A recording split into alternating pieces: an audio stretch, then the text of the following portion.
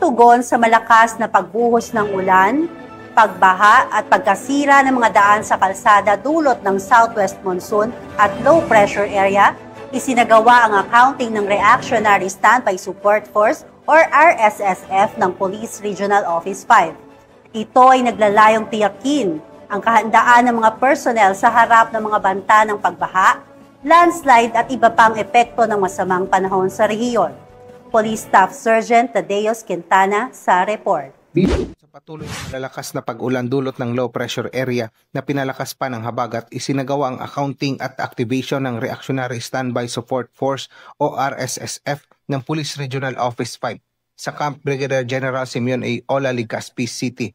Ang aktibidad ay naglalayong tiyakin ang kahandaan ng mga personnel sa harap ng banta ng pagbaha, landslide at iba pang epekto ng masamang panahon sa rehiyon. Kasabay nito, sinuri at binilang ang mga itinalagang personnel at binigyan ng komprehensibong briefing hinggil sa mga protocol sa standby status, tamang deployment procedures at mga prioridad sa operasyon. Binigyan din ang mahalagang papel ng RSSF sa mga disaster response operation tulad ng search and rescue, pamamahagi ng ayuda at pagbibigay suporta sa mga lokal na pamahalaan at mamamayang apektado ng kalamidad.